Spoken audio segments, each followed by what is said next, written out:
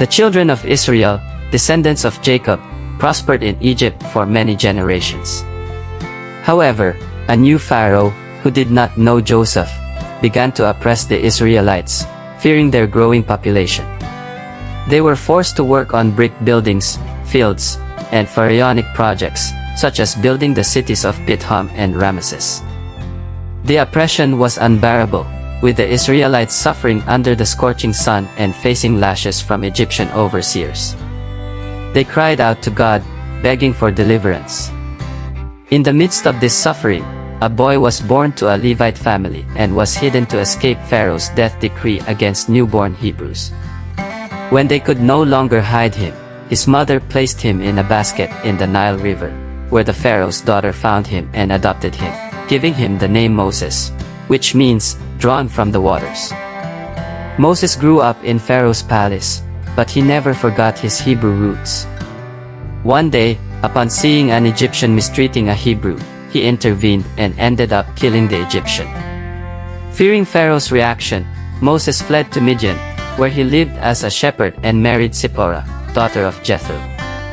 While tending his father-in-law's sheep, Moses had an extraordinary experience on Mount Horeb. A bush burned without being consumed. Coming closer to see, he heard the voice of God calling him to deliver his people from Egypt.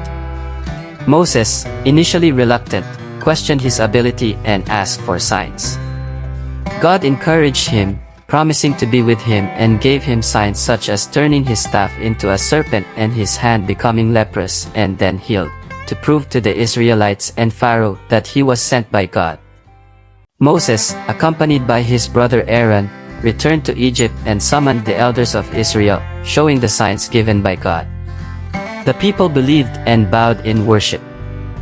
Then Moses and Aaron went to Pharaoh with the divine message, "Let my people go, so that they may celebrate a feast for me in the wilderness." The Pharaoh, angry and incredulous, responded by increasing the Hebrews' workload, forcing them to collect their own straw to make bricks without reducing the daily allotment. Pharaoh's resistance hardened his heart and the oppression of the Israelites increased. They turned against Moses, who sought guidance from God. God assured Moses that deliverance was near, and he would send plagues to convince Pharaoh. The plagues began with the waters of the Nile turning into blood, making them unsafe to drink and killing the fish. The obstinate Pharaoh refused to give in. Plagues of frogs, lice, and flies followed, bringing suffering to the Egyptian people, but the Pharaoh remained unyielding. Then came plagues that struck livestock, ulcers in men and animals, and a devastating hailstorm. Each plague showed the powerlessness of the Egyptian gods and the authority of God, but Pharaoh's heart remained hardened. The plagues continued with locusts devouring the crops and palpable darkness for 3 days. Although Pharaoh's advisors insisted on freeing the Hebrews, he refused. Finally, God announced the last and most terrible plague, the death of the firstborn in Egypt. God instructed Moses to prepare the Israelites for the Passover. Each family was to sacrifice a lamb without blemish, eat its meat, and mark their doors with the lamb's blood. That night, the angel of death would pass through Egypt, killing the firstborn, but sparing the houses marked with blood. At midnight the cry went up throughout the land of Egypt. From palaces to prisons, every Egyptian firstborn, including Pharaoh's son, died. Desolate and defeated, Pharaoh finally gave in and ordered Moses and the Israelites to leave Egypt immediately. The Israelites left hurriedly, taking with them their belongings, livestock, and the gold and silver lent by the Egyptians, as God had promised. Easter has become a perpetual memorial to remember freedom from captivity.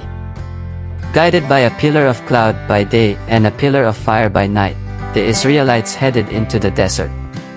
They arrived at the edge of the Red Sea, and soon realized that Pharaoh had changed his mind and was pursuing them with his army.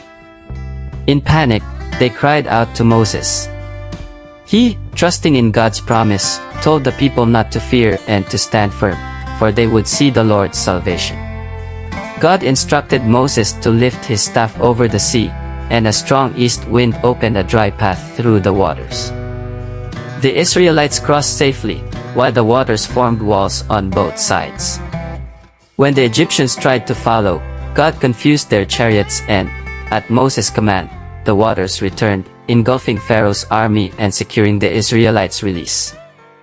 At the edge of the Red Sea, the Israelites, led by Moses and Miriam, sang a victory song celebrating God's power and His miraculous deliverance. The community was filled with joy and gratitude, praising God for salvation. The journey through the desert brought new challenges. 3 days without water took them to Marah, where they found bitter waters. Moses, in prayer, received instructions to throw a piece of wood into the waters, which became sweet and drinkable.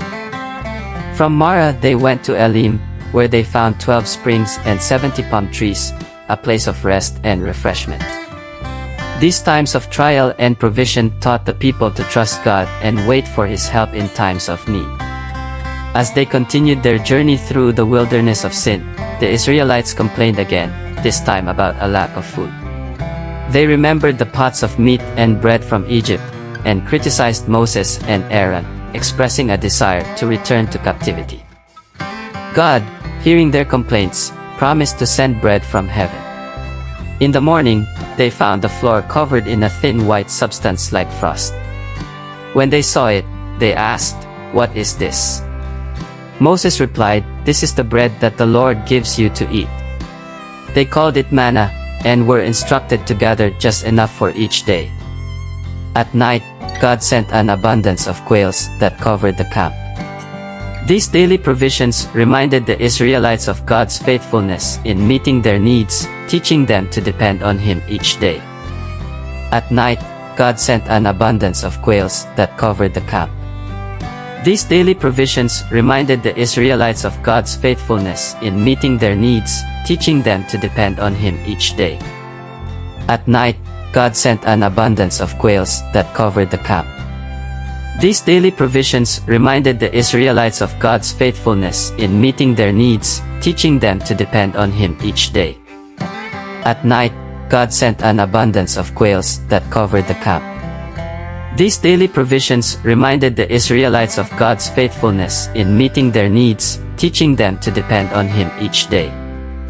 With the covenant signed on Mount Sinai, God gave Moses detailed instructions to build the tabernacle, a mobile sanctuary where God's presence would dwell among the Israelites. The tabernacle would be the center of worship and a visible symbol of the divine covenant.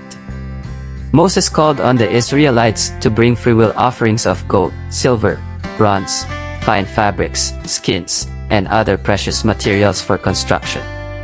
Skilled artisans, such as Bezalel and Oholiab, were assigned to the work, empowered by the Spirit of God with artistic skills and wisdom.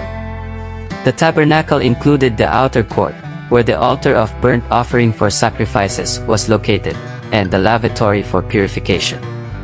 The tent of meeting, divided by the veil into two compartments, the holy place and the most holy place.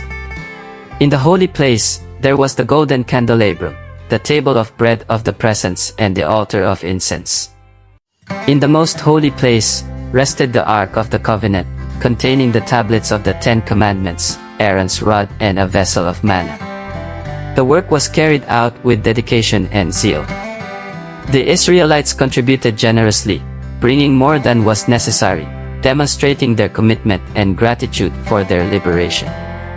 When the tabernacle was completed, the glory of God filled it, and a cloud covered the tent of meeting. During the journey through the desert, the cloud indicated when the Israelites should camp and when they should leave. The construction of the tabernacle represented the conclusion of a crucial phase in the Israelites' journey, showing that, even in the midst of the desert, God was present, guiding and dwelling among them. The tabernacle became the spiritual center of the Israelites' lives, a place of encounter with God and renewal of the covenant. Through the tabernacle, they learned the importance of holiness, sacrifice, and continuous communion with the Lord, strengthening their identity as the chosen people and their commitment to faith and obedience.